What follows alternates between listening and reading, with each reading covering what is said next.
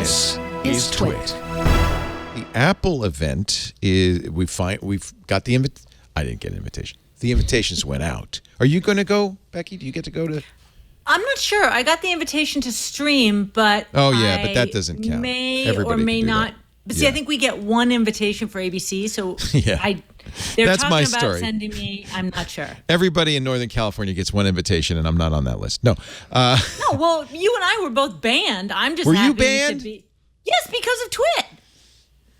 Oh, this is when you accosted Steve Jobs? He came to me. Okay. For the record. Tell us what happened.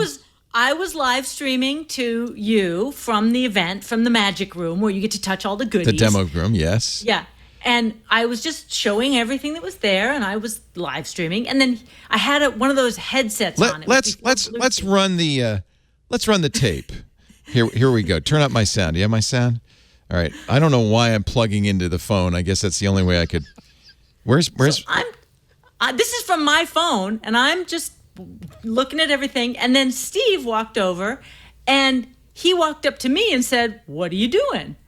And I said, "Well, I'm live streaming, and we're looking at all the great gadgets." And then I asked him a question that he didn't like, and then his lady handler got real. That's her, and Katie. Yeah. She got real unhappy with me. Pushed you away. And, you asked him, when are you going to open FaceTime? You promised FaceTime would be open source, right? Yep. Yeah. Why am I not getting sound? Are you doing? What's going on?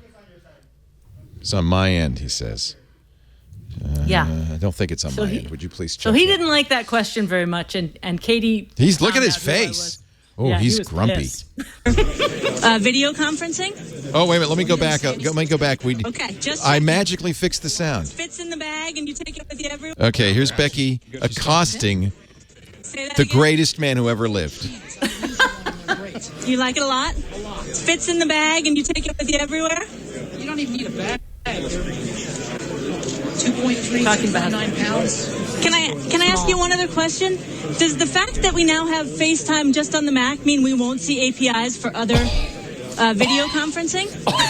We didn't say any such thing. Okay, just checking. We didn't say any such thing. Yeah, he did. There you go. No, he did. That's our first. That's a first on TWiT Live. And so you haven't been invited back since then, huh?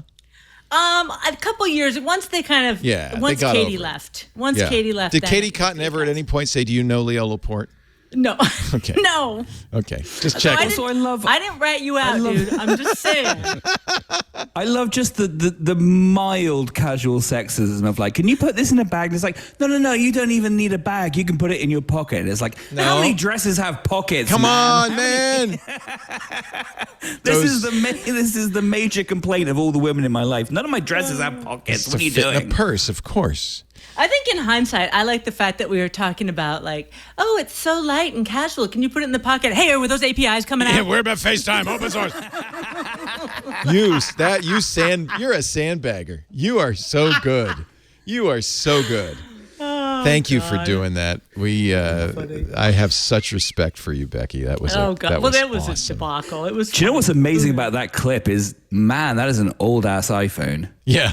Oh yeah. I don't know why we're playing it off an iPhone. I don't know what was going on there, but anyway. But the new Apple event is going out. It's happening September the 7th. September right? 7th, and the invite has this: the Alka-Seltzer Apple, I call it.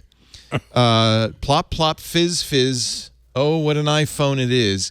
The tag is far out, which makes me think this is supposed to be space. These are galaxies, right? The apple looks like stars in a galaxy. Yeah.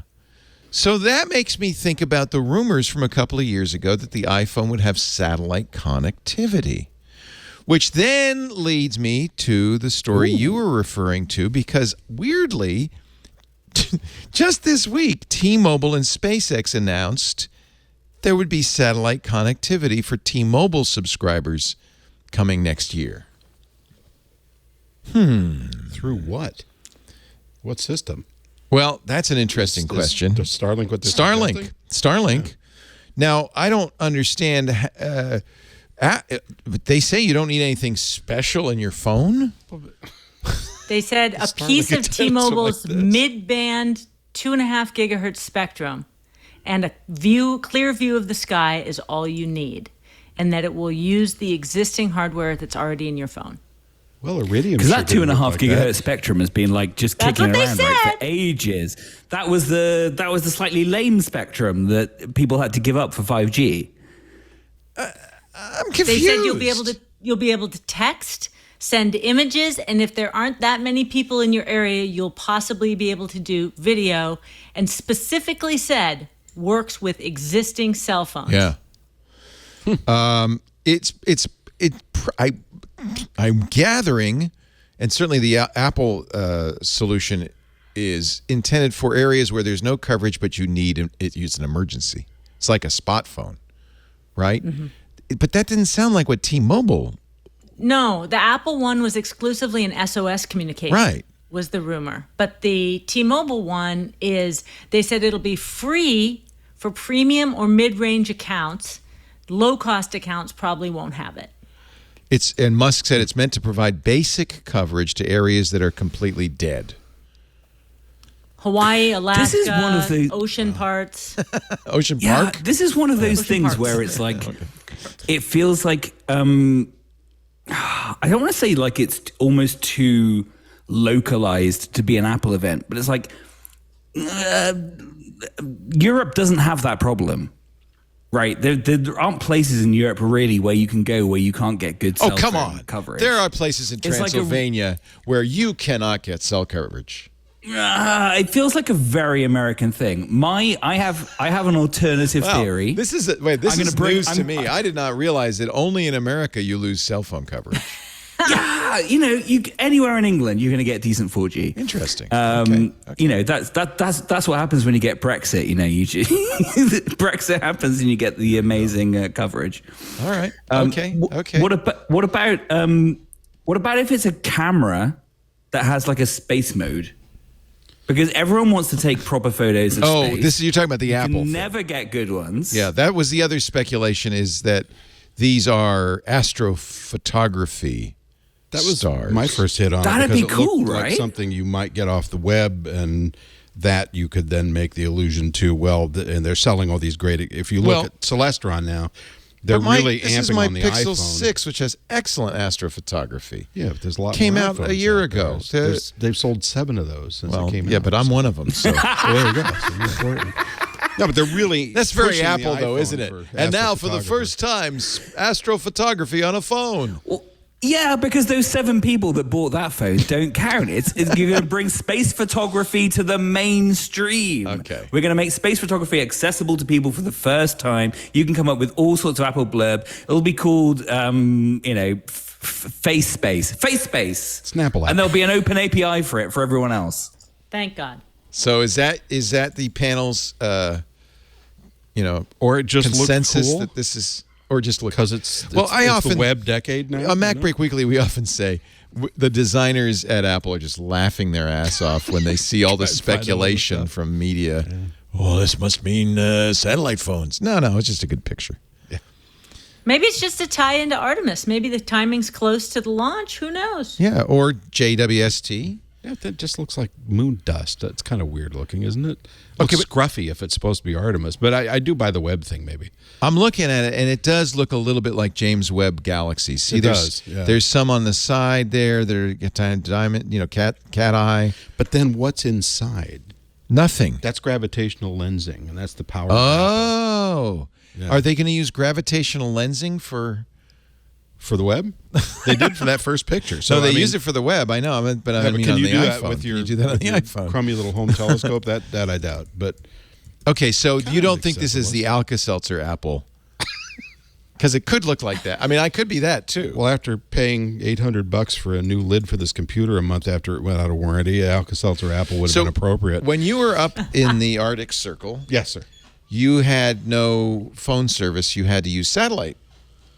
Yeah, we had to actually use our GPS units, and they had new text Garmin's capability. have, but it's alphanumeric. So it was like a trip back to 1991. So it was going.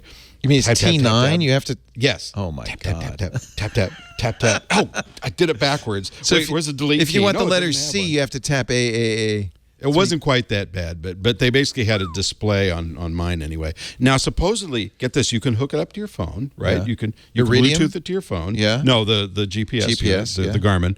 So you can then go in on your phone and use that keyboard. So I brought up a Bluetooth keyboard so I could Bluetooth to my phone, which would then Bluetooth to the Garmin. But unfortunately, I got up to the North Pole effectively and got ready to sign everything up or to get going because I had already signed it up when I was down here, and it said, hey, I can't find the domain server. The domain server? Wait, why would you have to do that for something that's designed to operate out in the wild? Domain server? Yeah. Oh, well. Really upsetting. And you called us, we heard from you every week via Iridium, which is a satellite phone service. Yeah. How many of those are left? I don't know. Because our service was abysmal. So when Iridium launched, it failed pretty. It was Motorola, I think so. It failed pretty quickly. And it was like a batch of 16 and then another 16? There are 66 satellites. 66, okay. And they're geostationary, I think. They're floating right above you at all times. Right, but they still kind of bump along the horizon over the day. Oh, so they're not geostationary. So we had time of day issues. Now, it could have been weather, but certainly, standing outside under a clear blue sky, they would connect and disconnect and connect. Here's a and bit disconnect. of history. The Iridium communication service launched in 1998. Becky, we know that year very well. Mm-hmm. The first Iridium call was made by Vice President Al Gore to the great-grandson of Alexander Graham Bell, Gilbert Grosvenor, who was the chairman of the National Geographic Society. Motorola, provided the technology. But I remember, 9 months after the launch, they went into bankruptcy. Wow. The handsets could not operate as promoted until the entire constellation of satellites was in place, and that was going to cost so much money that they just folded, which of course means nobody bought. It was one of those catch-22s, which means nobody bought the phones, which means they couldn't do anything more. Apparently it was also fairly mismanaged. But eventually, in fact, in 2000, Motorola said, we're going to have to deorbit these. We're going to have to bring them back. They did, yeah. No, they remained in orbit and operational. The government, the U.S. government, as opposed to the Queen, stepped in to save Iridium by providing $72 million in exchange for a 2-year contract. I'm reading from Wikipedia, and approving the fire sale of the company. That erased $4 billion in debt. It was restarted in 2001 by the new Iridium Satellite LLC, owned by a group of private investors. So that's why you could use that. They replaced the original constellation. They sent 75 new satellites up on SpaceX Falcon 9 rockets. Again, Elon Musk. Yeah. All roads lead to Elon. Well, I love this concept. I really hope it succeeds, and I hope Apple brings it into their technology. This could save so many lives.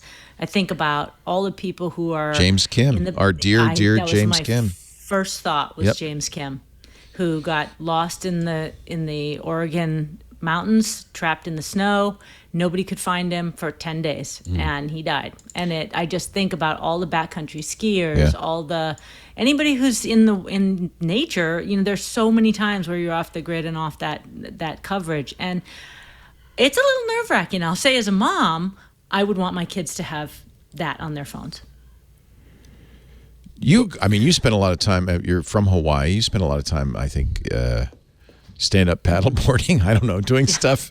Doing stuff in wilderness. You probably would use this, yeah? Oh, yeah, and I fish a lot. And so, to be out, especially now with the fires, you could get, I went fishing on the Tuolumne River this summer with my son, and we went down this really tiny road, one way in, one way out.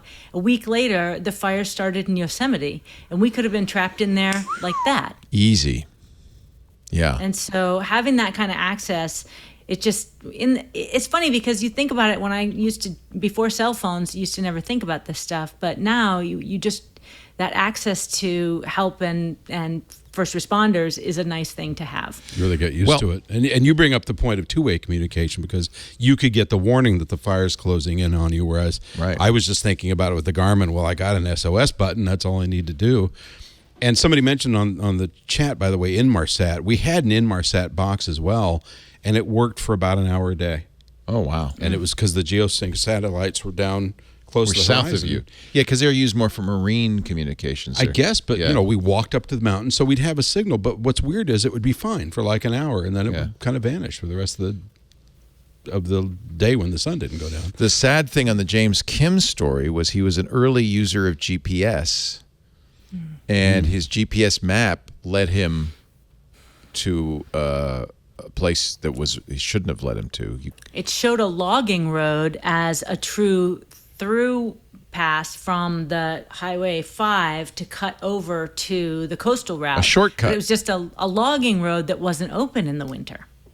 So he had his kids with him and his wife, and they were stranded in the car. He went to, I think they were burning their tires to stay warm. I mean, Burnt their tires. They had a couple snacks, and she was breastfeeding, and that's how the kids made it. And then after 10 days, James just felt like they weren't going to get found. Snow on the ground, and he went out and he breaks died my of heart. hypothermia. Yeah. Breaks my heart. Yeah, yeah. So technology failed him, where let's hope technology could save people.